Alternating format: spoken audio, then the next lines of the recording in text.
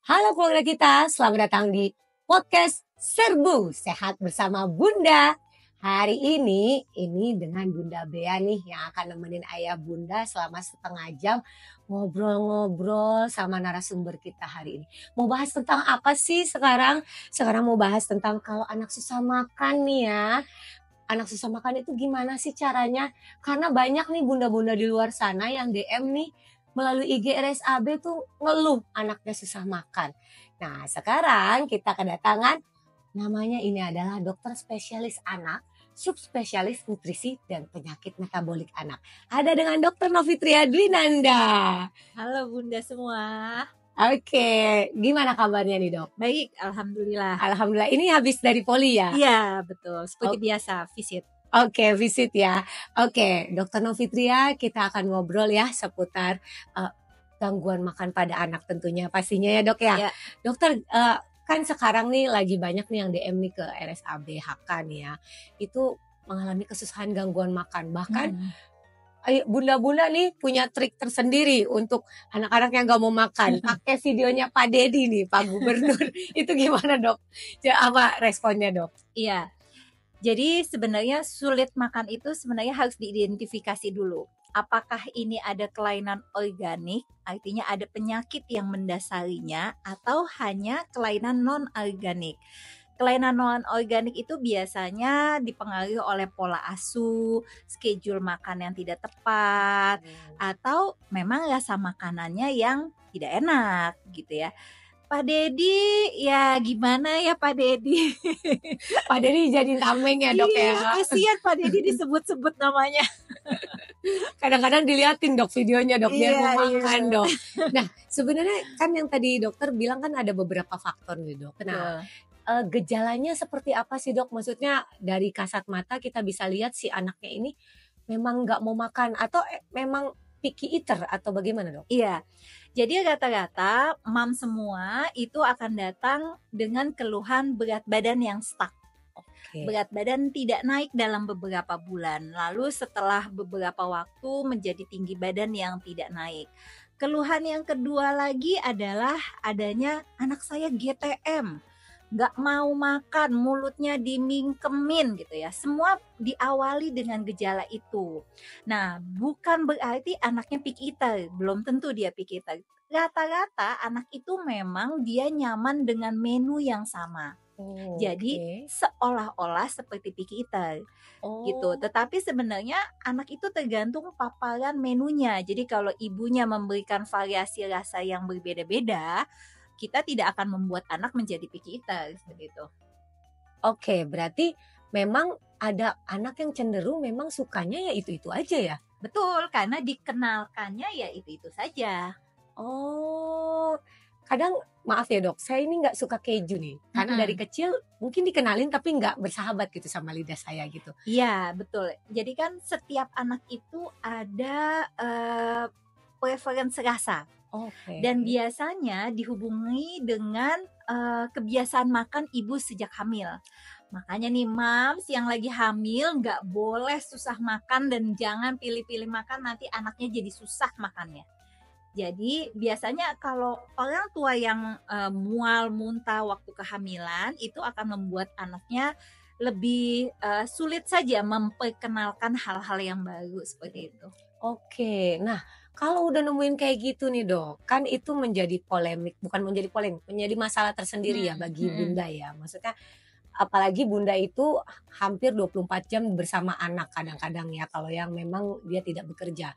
Kalau yang bekerja justru dia menyiapkan MPASI. MPASI udah disiapin, gak dimakan. Itu gimana sih dok cara siasatinnya dok? Iya.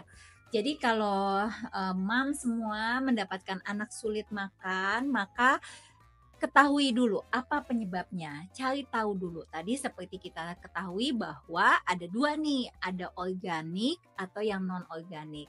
Kalau organik berarti ada penyakit yang menyertainya, artinya tata laksana penyakit penyertanya, kemudian kita lakukan asuhan nutrisi sesuai dengan penyakit dasarnya. Contohnya, anaknya ternyata mengalami keterlambatan perkembangan, harusnya sudah bisa duduk, ini belum duduk, sehingga tentu saja asuhan nutrisinya akan berbeda. Atau anak dengan epilepsi, atau anak dengan mudah muntah seperti GERD yang lainnya. Atau anak dengan diare yang terus-menerus, tentu asuhan nutrisinya juga akan berbeda. Tetapi harus dilakukan tata laksana yang penyakit organiknya. Nah, penyebab yang kedua adalah penyebabnya dengan non-organik. Biasanya ini berkaitan dengan pola asuh. Langkah pertamanya adalah sekarang buat schedule makan, buat jam makan yang tepat. Oke. Tidak ada namanya makan nunggu anak bangun. Jadi schedule hidup anak itu Atur ya? diatur sesuai Oke. dengan kebiasaan yang ada di rumah. Jadi artinya dia akan terus berulang dengan waktu yang sama. Jadi kalau terserah anak bangun, yang terjadi adalah kadang makan jam 6, kadang makan jam 10. Nah, itu akan membuat berantakan hidupnya. Kadang nih dok, misalnya nih si ibunya kasihan anaknya baru tidur, kasihan anaknya baru semalam begadang, baru tidurnya jam 2, atau biarin aja tidur dulu nanti makannya gitu dok. Iya, betul. Dengan kita membuat tertib, nanti tidurnya akan jadi tertib juga di jam-jam yang dia bukan harusnya makan gitu ya. Jadi dia akan tidur di sela-selanya. Setelah dia jadwalnya benar, yang kedua adalah kenali selera anak. Oke. Bukan selera ibunya. MPASI yang benar itu tidak hanya rebus, kukus, tumis bawang merah, bawang putih, cemplung-cemplung, blender atau saring. Iya. Enggak. Ya, jadi bermainlah bumbu. Hari ini saya mau bikin MPASI. Boleh dong?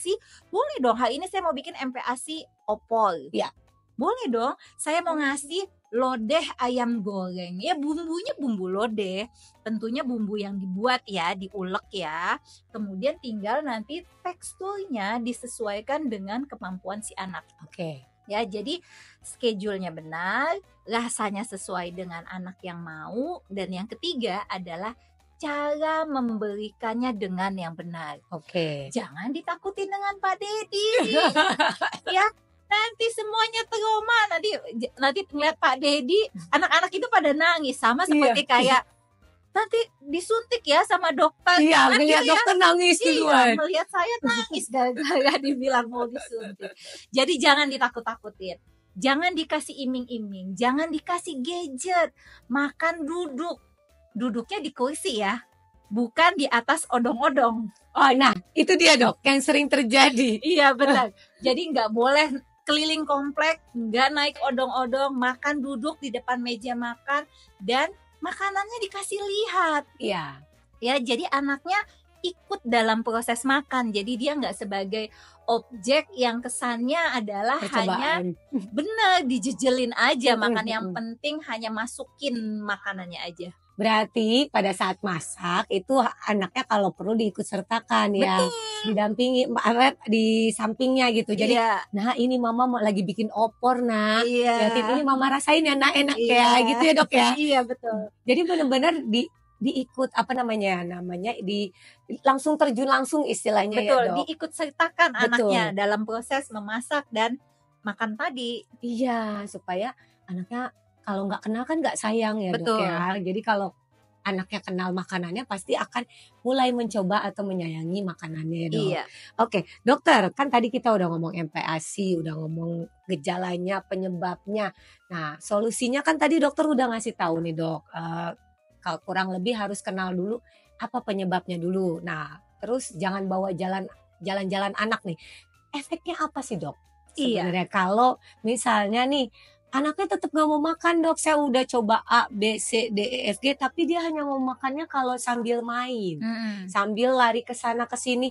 Ayo isi bensin dulu nak, nah gitu. Itu gimana tuh dok? Iya betul. Jadi karena anak itu tidak kenal apa yang diberikan dan proses makan itu, sehingga anak akan seperti bom waktu. Sedikit atau sebentar lagi dia akan menolak makan gitu ya. Intinya anak itu harus tahu apa proses makan. Makan itu bukan hanya menggendutkan loh mam. Makan itu bukan hanya memasukkan makanan ke dalam mulut anaknya, tetapi makan itu adalah proses belajar, proses edukasi antara yang ngasih makan dan anaknya. Dia harus belajar, oh ini rasanya asem, oh ini loh rasanya tidak dikasih makan yang nggak enak, oh ini saya nggak suka, maka saya harus bisa menyampaikan rasa itu. Jadi penting sekali makan itu adalah anak sadar kalau anak itu makan. Oke, berarti dia harus benar-benar sadar ya, kalau Betul. memang dia sedang diberi makan ya. Dan itu tidak direkomendasikan untuk jalan ke sana, jalan ke sini ya, Iya, Dok ya. iya, Ada efeknya nggak, Dok? Terkait dengan nutrisi yang akan masuk nantinya atau iya. gimana? Efeknya itu bukan masalah nanti berat badan jadi nggak naik, tapi efek pembelajarannya tidak dapat. Oh, Kan tadi oke. makan itu bukan hanya memasukkan Betul, makanan ke dalam betul, mulutnya, tetapi betul. pembelajaran antara si anak dan si ibunya gitu ya. Oke. Jadi nanti bisa aja sampai besar dia hanya mau makan kalau di depan TV Oh iya, ya. karena Dia jadi kebiasaan ya, karena Dok? kebiasaan, dia nggak mau tuh makan di sekolah bareng-bareng sama temen-temennya, lunch gitu ya sama temen-temennya, Iya, nggak mau lagi. Dia maunya kalau makan ada TV, ada gadget gitu. Nah itu oke. yang harusnya nggak boleh. Iya, berarti memang didikan pertama adalah didikan dari orang tua ya. Jadi Betul. didikan di rumah ya. Kalau dokter itu pada saat ibunya datang, jangan sakit doang anaknya baru datang ke dokter ya, Dok ya. Iya. Sebenarnya rekomendasi untuk kita ngecek anak itu usia berapa sih, Dok? Atau harus setahun sekali harus diperiksa sama dokter anak atau bagaimana, Dok? Untuk anak di bawah 1 tahun itu setiap bulan Setiap harus bulan? ke SPA. Oh, Ya, oke. artinya harus dilakukan pengecekan berat badan, tinggi badan dan Mm-mm. disertai dengan imunisasi. Boleh saja ke SPA, boleh atau ke dekat rumah posyandu, Mm-mm. puskesmas. Artinya kenaikan berat badan itu harus dimonitor secara berkala. Oke. Ingat loh, Mam, ada 1000 hari pertama kehidupan yang artinya dari hamil sampai dengan usia 2 tahun. 1000 hari pertama kehidupan itu menjadi penting karena menentukan hidup dia 40 tahun, 50 tahun lagi ke depannya gitu ya. Jadi makanya kenapa kenaikan berat badan itu adalah sebagai indikator dari berhasil atau tidaknya nih bulan ini. Berarti memang, mamsnya atau bundanya itu harus rajin ya, tidak hanya nunggu anak ngeluh. Ya betul ya, Dok, ya. Jadi memang harus rajin mengecek, ini udah benar atau belum nih berat badan anak saya, sesuai tidak dengan tingginya ya, Dok, ya. Nah itu maaf, Dok, kan kita punya buku KIA ya. Betul. Itu di buku KIA itu bisa menghitung manual nggak, Dok, dari orang tuanya gitu, Dok? Bisa. Jadi buku KIA itu di dalamnya ada kurva pertumbuhan. Iya. Kurvanya sudah lengkap. Ada berat badan berdasarkan usia, tinggi badan berdasarkan usia, berat badan berdasarkan tinggi badan, dan ada lingkar kepala. Oke. Jadi ada 4 kurva dan setiap kurva itu ada warna-warnanya. Yang kita kejar adalah yang di tren tengah, yang warna hijau. Oke, Jadi hijau. tren tengah. Jadi target kita adalah ke titik hijau yang di tengah tersebut.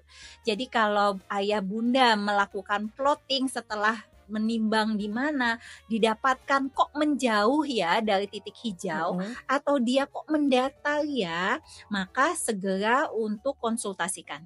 Oke, langsung konsultasikan. Jangan lupa, kita itu sekarang sudah punya klinik gangguan makan. Ini kliniknya klinik eksekutif ya, jadi khusus. Jadi perjanjian nanti di nomor yang di bawah ini ya, nanti akan diterterakan ya.